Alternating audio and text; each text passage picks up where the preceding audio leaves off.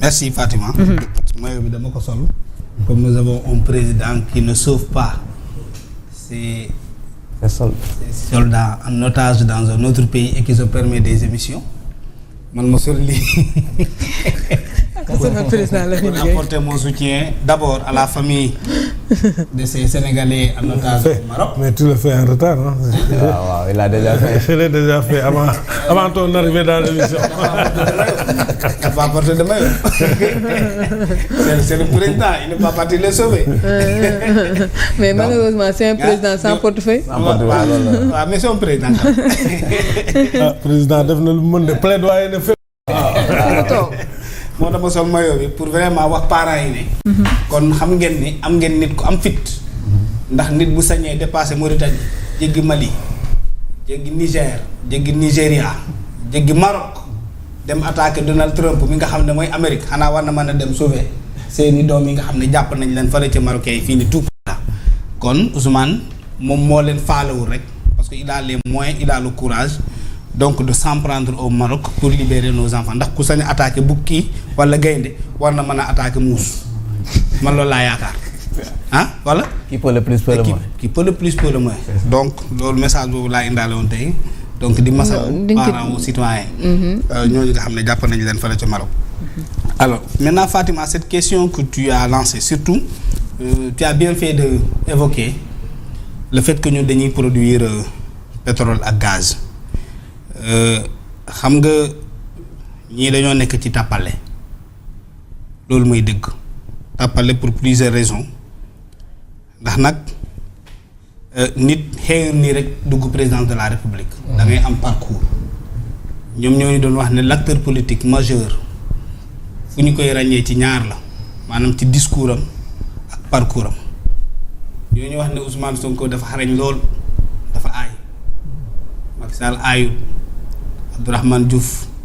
bu Diomaye président complice la ci pouvoir à l'époque vous vous souvenez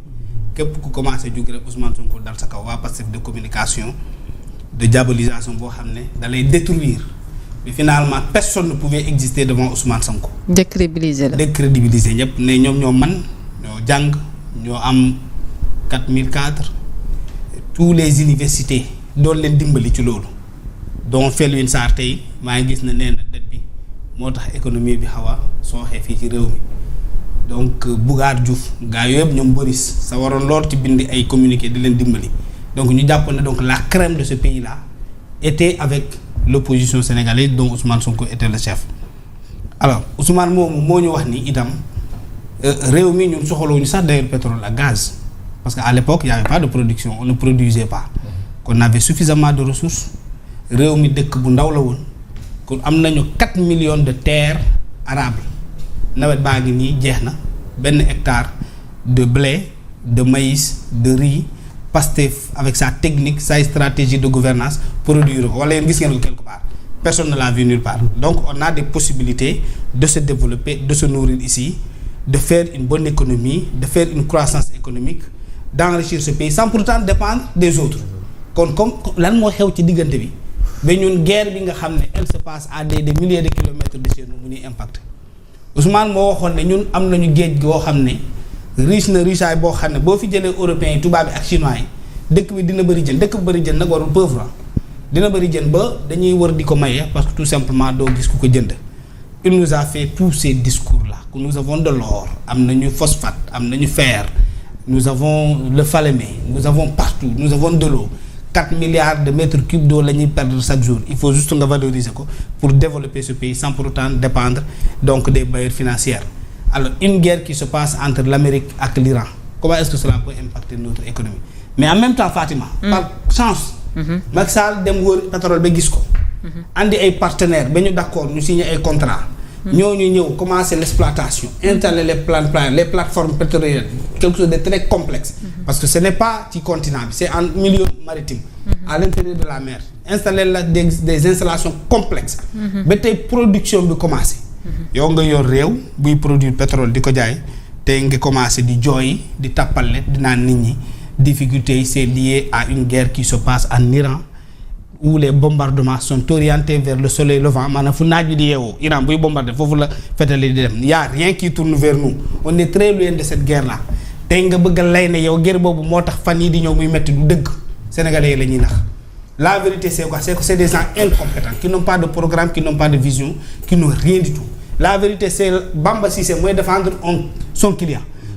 c'est Ousmane Sonko nañ ci taxaw tuuti ñu fàttali moom mooy kat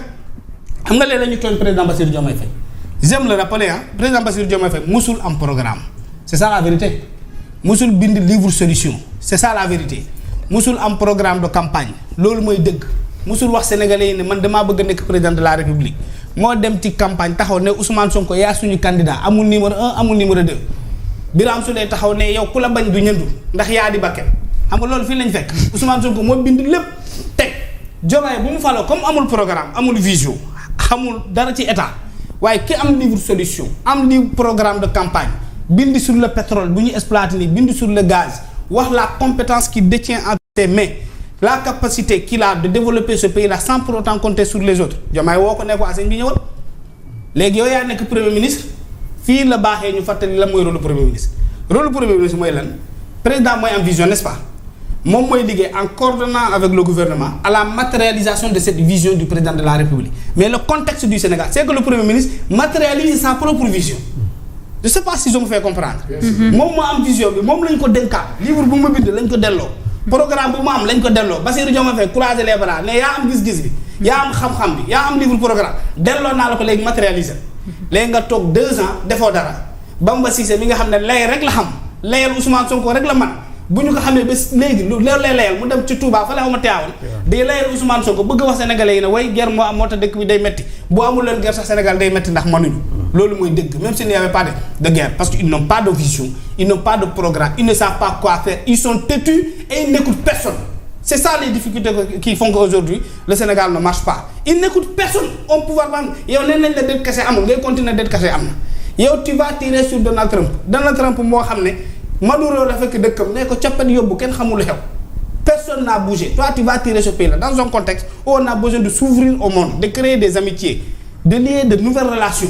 recréer la confiance nit ñi wóoluwaat la fexe ba Sénégal nekk au centre de l'économie mondiale au centre de la diplomatie qu'on nous implique dans ce qui se passe qu'on nous implique dans les partages yow nga dem di attaque bëgg lay ne way guerre moo am Iran yaa rien dañoo mënul Alassane loolu mooy dëgg boo mënul nag tu trouves un bouc émissaire cette guerre là qui se passe entre des civilisations qui sont différentes de notre civilisation ne peut pas impacter économiquement dans notre pays si tu es intelligent tu as du pétrole il faut changer de paradigme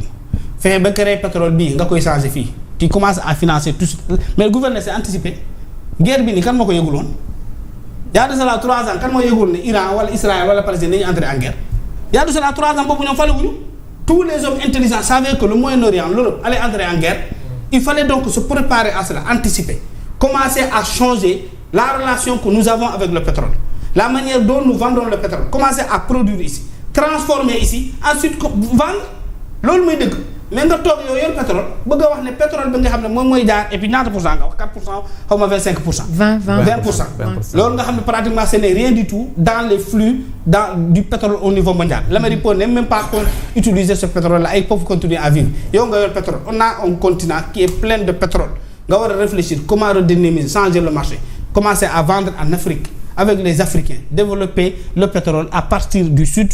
et en créant de nouveaux chemins ou de nouvelles routes du pétrole, ensuite varier cette démarche qui était là, pouvoir créer des richesses à partir de l'Afrique